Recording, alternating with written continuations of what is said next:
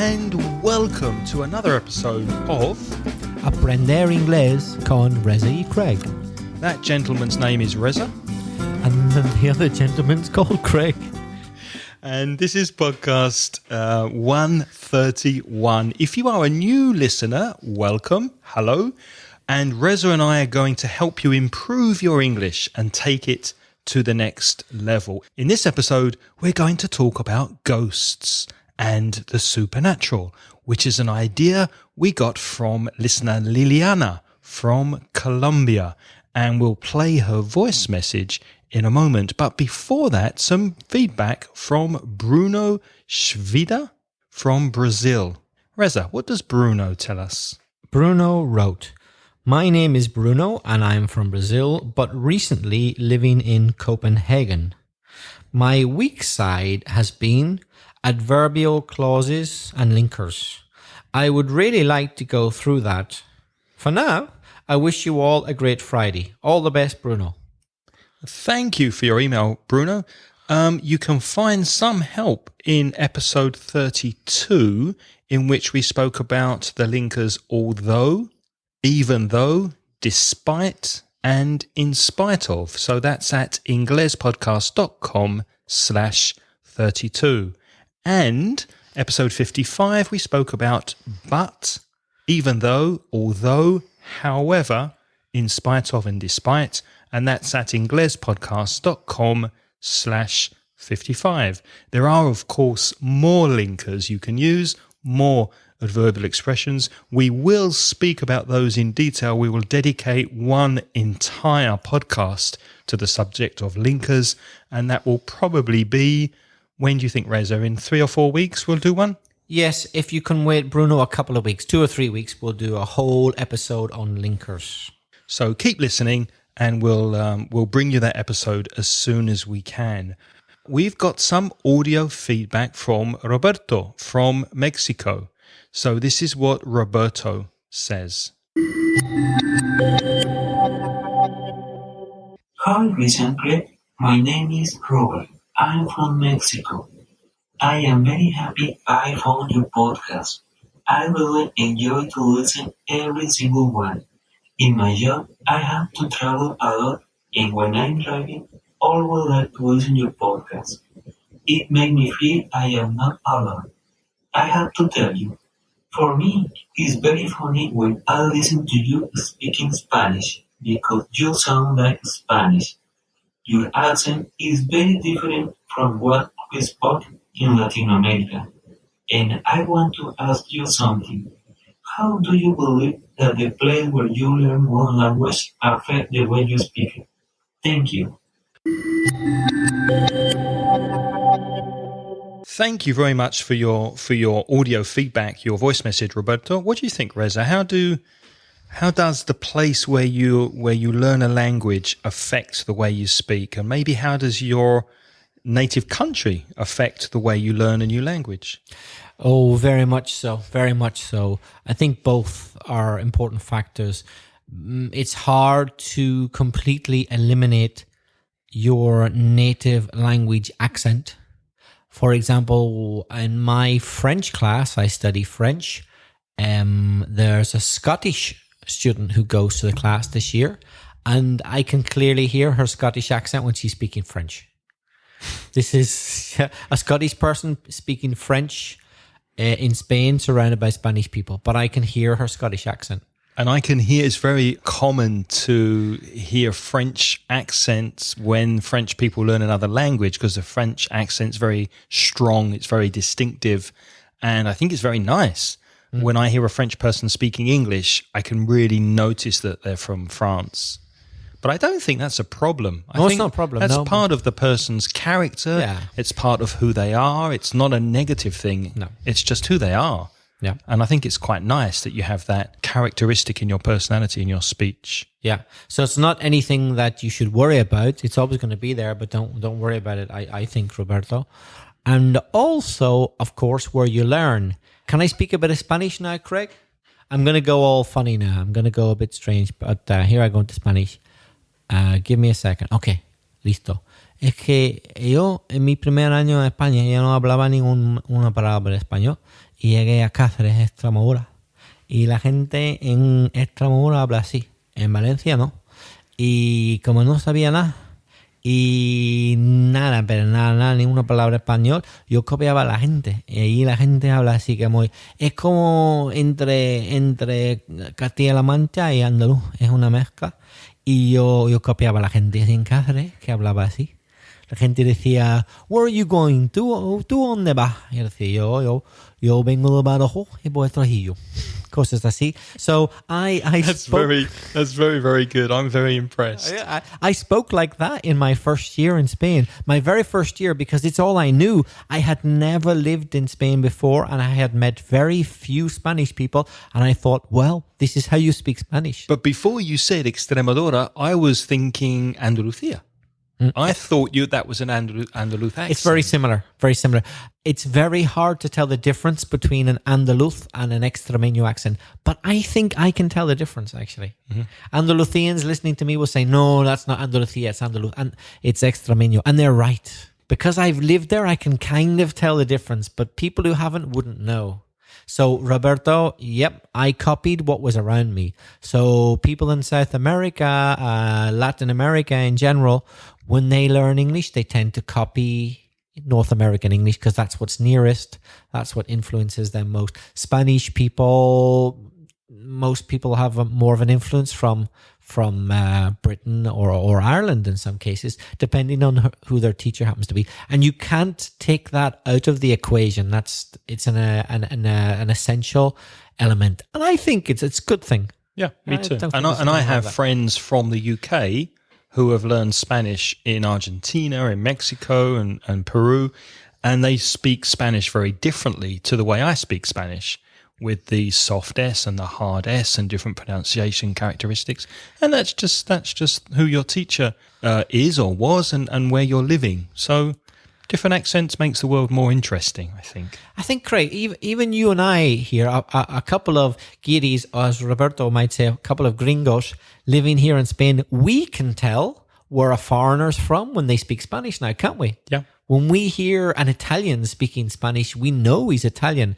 When we hear a German, we know that they're a German. We can tell that now. Our Spanish is good enough to know this. So what I will say is when you listen to English to practice your listening, obviously listen to Reza and I, Inglés Podcast.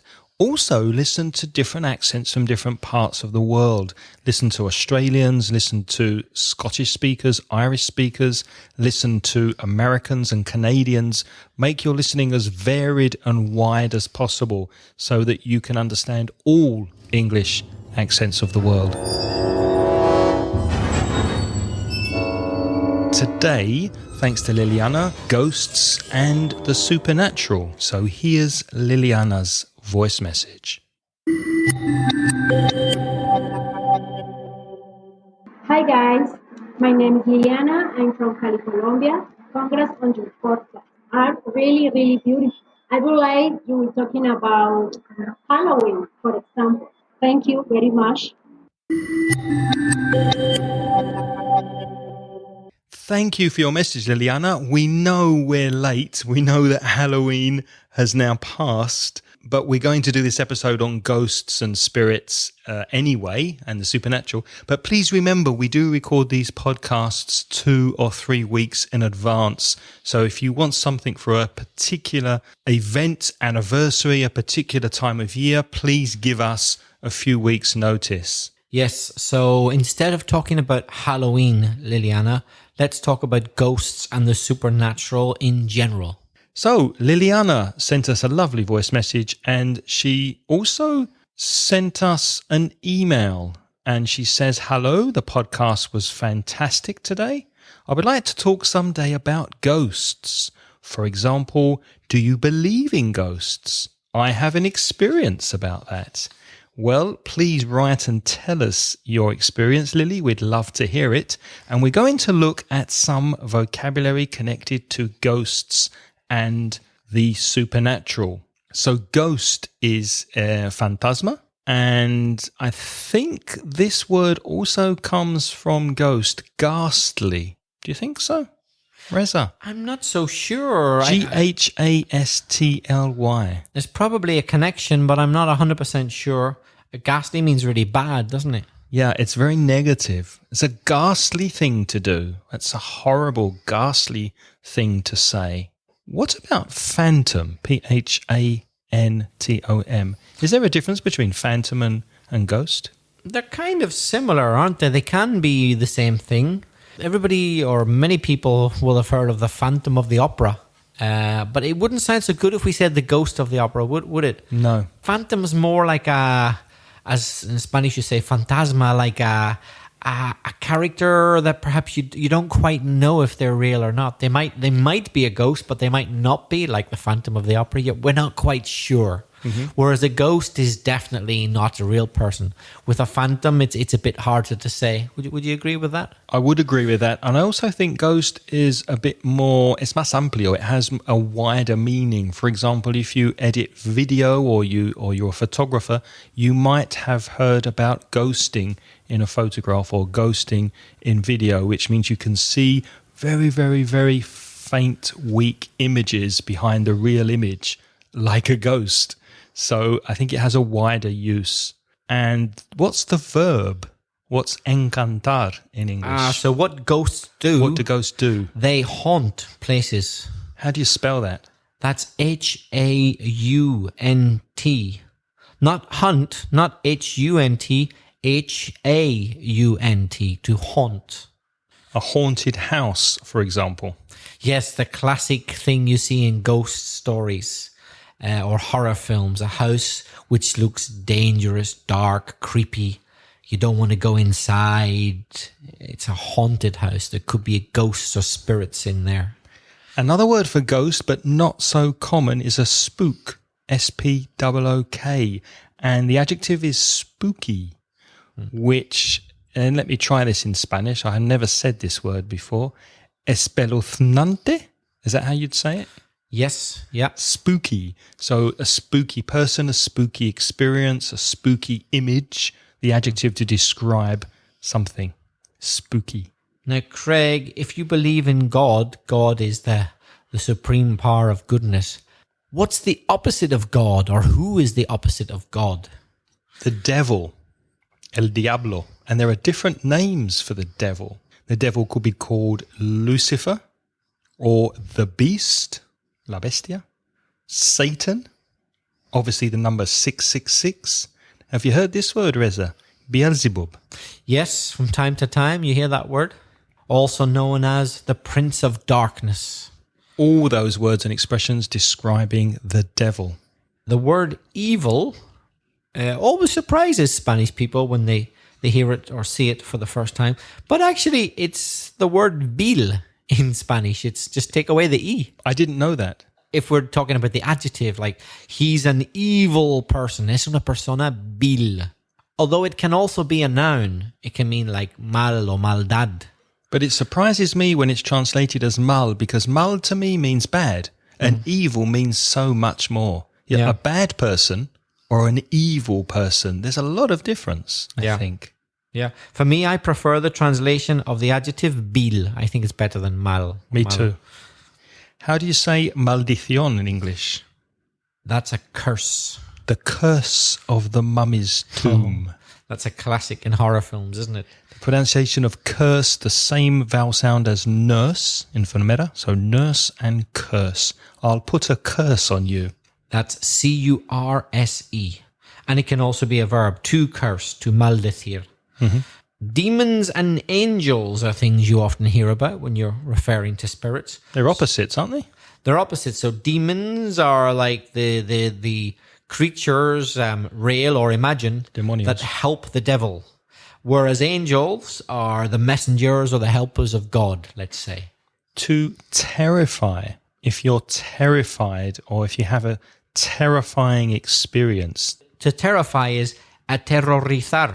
And as Craig said, terrifying is the adjective. So espantoso, he wrote, or even aterrorizador could be. So you could say, I was terrified, or it was a terrifying experience.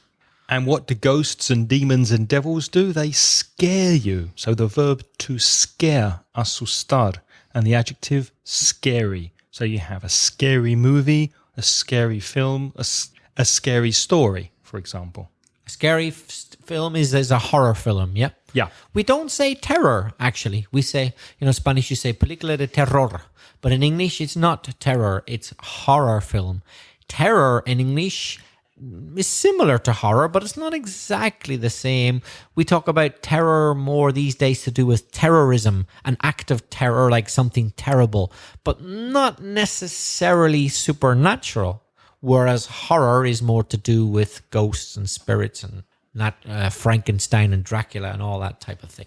So a horror film terrifies you. Remember the difference between active and passive adjectives. If the film is terrifying, you are terrified. So you are terrified by the film.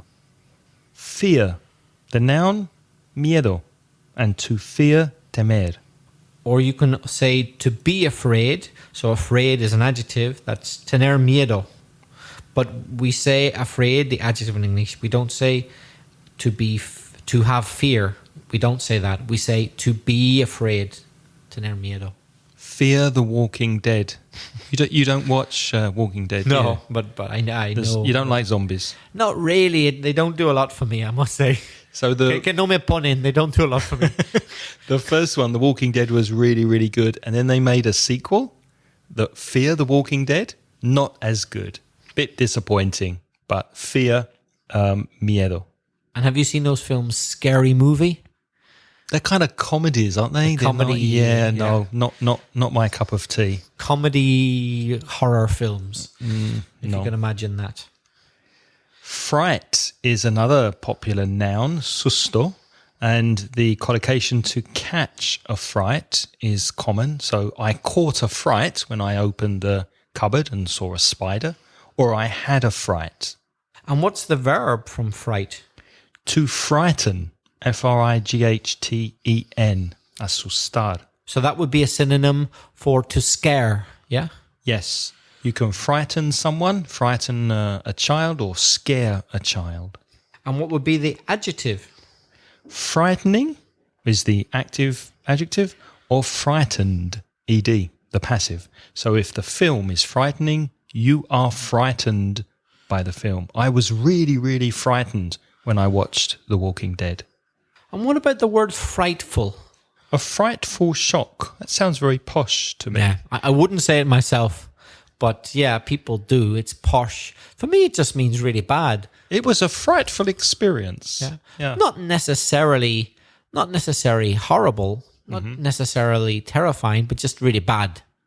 Or it could even mean just you don't like it. Like, oh, we went to a restaurant and the service was frightful. It was really bad. Not a word I'd use, but fairly common. How do you say gritar in English? To scream. And the collocation, a blood-curdling scream, or a spine-chilling scream. Remember, all of these words are listed on the website at inglespodcast.com/131. So blood-curdling or spine-chilling scream is the kind of scream that, would stop you in your tracks. Te pararía ahí en seco. Something like this. And if you howl, H-A-W-L, you could be a werewolf. Aullar, I think, is the Spanish, or gritar also in my dictionary. To howl like a werewolf. Although, of course, other creatures howl, like dogs howl, wolves howl, and other creatures. Craig, incidentally, how do you kill a werewolf? Do you know? Un hombre lobo. How do you kill one? A silver bullet. That's what they say, isn't it? Yeah. That's what they say. That's the only way to kill a werewolf. How do you kill Dracula? Don't know. A stake through the heart. Oh, of course, the wooden stake. It's got to be wood, hasn't it? Yeah. Wooden stake. Un palo de madera. That's right. Not a beefsteak, a wooden stake. Right. Craig, what about the afterlife? What's that? Life after death. El más allá. Otra tumba in Spanish. Do you believe in the afterlife? No, I think once you're dead, Your time is up, which means your time's finished, and you die. There's nothing. It goes dark. What do you believe? I believe there might be some kind of afterlife, but I'm not 100% sure. I'm not totally convinced. People have died and come back to life, haven't they? And they say they see a light and they go somewhere and then they come back and they believe that there is something after death. I think the desire to believe that there is something more is so strong that we want to believe it, but I'm not convinced. Well, sorry to I'll let you know. Okay, if you ever come back from the dead. If you ever come back from the great podcaster's microphone in the sky. Sorry to sound so macabre, Craig, but should you die before me, what will we do with your body? Do you want it to be put in a coffin? Do you want to be buried, or what do you want us to do with you? What's a coffin? Because cough is yeah. Craig is coughing, but I wasn't saying caffeine, not ing, coffin, COFFIN. It's a box for dead people. A told. Where you can bury, BURY, put them in the ground. Craig, do you want to be buried in a coffin, or what will we do with you? I used to want to be buried underground in a coffin, but the last few years I've changed my mind. I want to be cremated, and I want to have my ashes, mis cenizas, spread in nature somewhere around a tree or something. Okay. What about you? I quite fancy going in a coffin, and I hope I don't have one of these experiences where I come back from the dead, because if you wake up from the dead in a coffin, you're screwed. Estás hecho polvo, because ¿a dónde vas? Yeah, where are you going to go? What if you woke up and you were in a coffin and you couldn't get out? They say it does happen, because occasionally they have exhumed, brought up dead bodies for whatever reason, and apparently forensic sciences can tell when that has happened. So there have been cases that we know for sure that people who were buried and then they woke up because they weren't buried, they were merely sleeping or in a coma or something like that, and for some reason their body had to be dug up later, and the scientists can tell that they did wake up in the coffin and then later died in the coffin. Wow. What a horrible way to go, no? Well, no worse than being burned alive. Oh, I don't know, but you would wake up and you'd think, well, am I in hell? There really is a hell and I'm here, and then you try to get out and then realize you're in a coffin and realize you're going to die. Oh, it must be, can you imagine a worse death? I bet they were dying to get out of that coffin.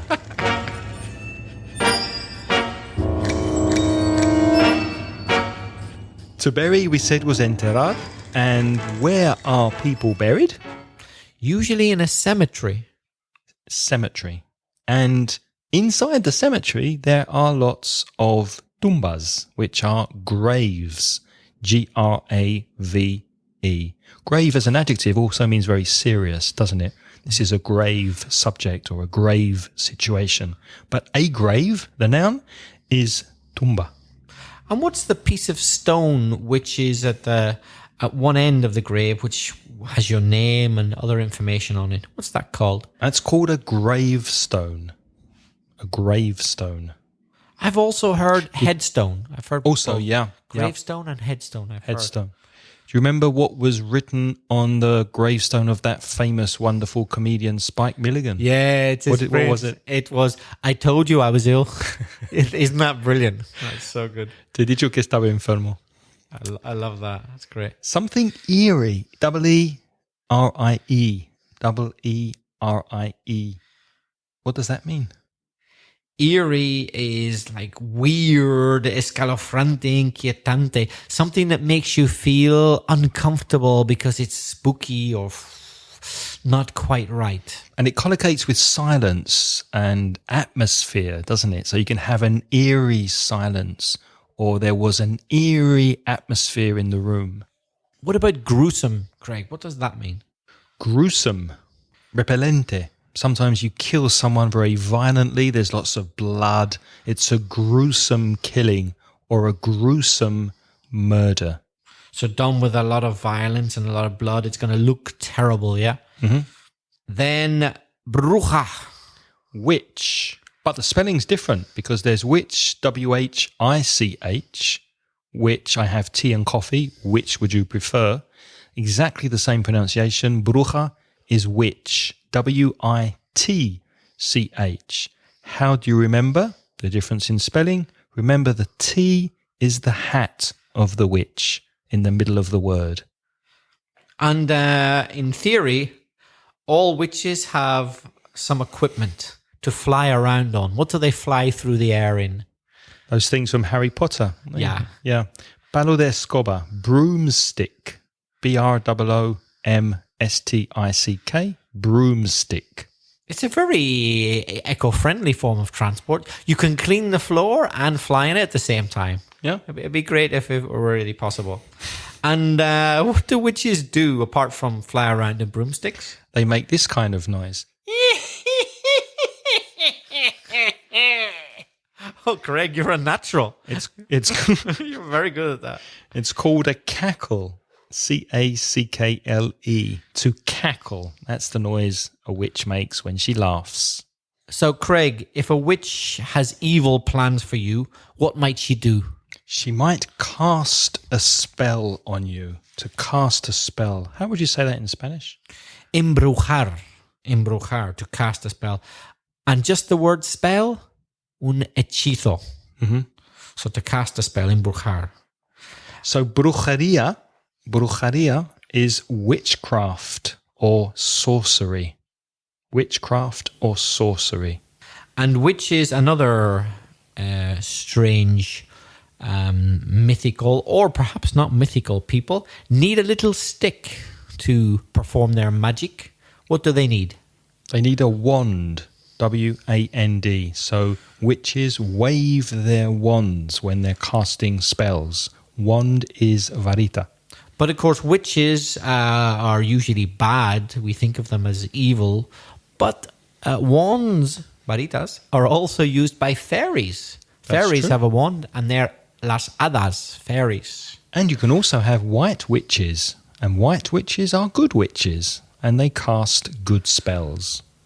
What about the male version of witch? Wizard? Brujo. Yeah. Wizard. Wizard. Like the Wizard of Oz, for example. El brujo de Oz. Claro. It's, isn't it? El brujo de Oz. Is in Spanish. Yeah.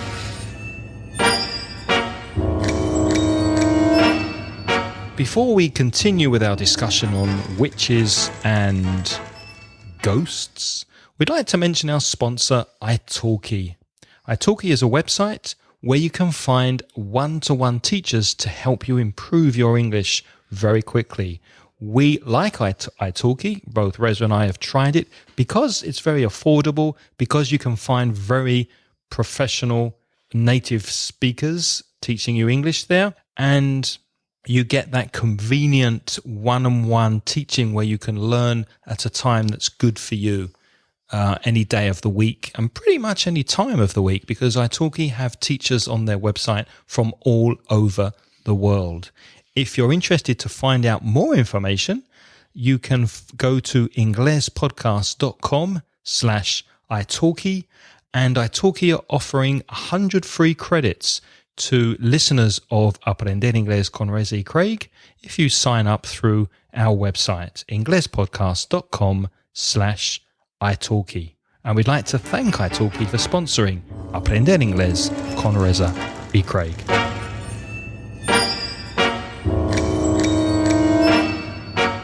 So, to continue our discussion about spirits and ghosts and the supernatural and that type of thing, Craig, we talked about the afterlife as what happens to a person's soul or spirit after they die. You said you don't believe in the afterlife, but do you believe in astral projection? And what is it? Can you explain to the listeners, please? That's when our body separates from our spirit or our mind, and we maintain consciousness. We know what's happening, but we're not actually inside our bodies. So we have these out-of-body experiences. And again, I just don't know. We don't know, do we? Unless you've had that experience and that's happened to you, how could you ever say you believe it? Or, well, you can say you believe it, but you can't say you've experienced it. So it's difficult for me to say, yes, I think this happens. What's your opinion? I think it's possible, and I'm not sure if your etheric body, as they call it, your ether, el etero, I'm not sure that your body really does leave you, but I just think maybe it does put your mind, an extreme situation of near death, that might put your mind into the position where it can somehow unattach itself from your body, not physically, but mentally. Have you ever meditated? No, I haven't really. I haven't really meditated properly. No, I've kind of tried it in a relaxed way, but not properly. What about you? Yeah, I have. And when you get into meditation, there is a point where you kind of think about nothing and you're kind of floating. So there's nothing in your mind at all. And that's a lovely, peaceful state to be in. But it's not, when I meditated and I felt that, I never got outside of my body. It was never an out-of-body experience. So I have to say no to that. Would you believe in things like levitation? That's when they think that people... It's quite often associated with Buddhism and things like that, and meditating. I'd have to see it. I'd have to see it happening. People can float because their body can be controlled by their mind somehow. I'd have to see it happening in person and not on a stage. I'd have to be close enough to say, yes, this is happening. I believe it. If I, seeing is believing. If I don't experience it, I can't believe it. What's channeling? Well, channeling is using communication with the paranormal through a state of trance. Like a hypnotic trance. Exactly. So perhaps through hypnosis, perhaps they hypnotize you, and then you can communicate with spirits or even specific people who technically aren't alive. They're dead. They've passed away, or just spirits in general. So it's kind of like a Ouija board experience where you're joining hands around a table. And have you ever done anything like that, like a seance? I've never done a seance, but I have used a Ouija board once. Did it work? Well, who can say? The thing seemed to move around, but how do I know it wasn't one of my friends doing it? How do I know it wasn't some spirit commanding us to do it? How do I know it just wasn't one of my friends moving and we all followed? You never really know. The Ouija board, if I don't know what it is in Spanish, it's where you have Ouija. I think it's the same word. You have a glass and you move the glass together. You all touch the glass, everybody in the group, and it spells out words through letters. Did your experience spell out any words? It went to certain letters, but they didn't make any sense. Right. It didn't. We tried to make sense of them, and they just seemed to be random letters. Perhaps if it had spelt real letters, that might have had more of an effect on me. But they seemed to be letters which made no sense. Have you ever tried? No, never. Kind of scares me a little bit. I think I'd feel uncomfortable. I did feel uncomfortable doing it, I must admit. Whenever the glass started moving, I thought, oh goodness, this is a bit frightening. I didn't think it would move at all. But then later I thought, but is a spirit moving it, or is it just one of my friends who wants to have a bit of a laugh, there was one girl in the group who seemed really keen to prove it was true. And I thought, well, maybe she's moving it just to prove that it really works. You know what I mean? You never know, yeah. You never know.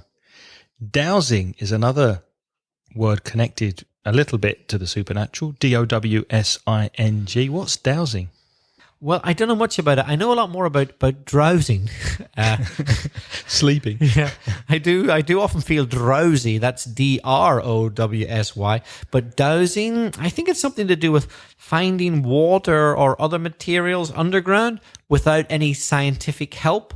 You just walk around, perhaps with pieces of wood or sticks in your hand or something like that, or little pieces of metal. And it's supposed to be attracted by the energy underground and take you to water. And the metal maybe crosses over or something like that. It moves in some way. And there's something called ley lines that cross the earth that have energy in them. Do you believe in those ley lines? No. I'm very skeptical. I don't know. I think there may be something in the ley lines.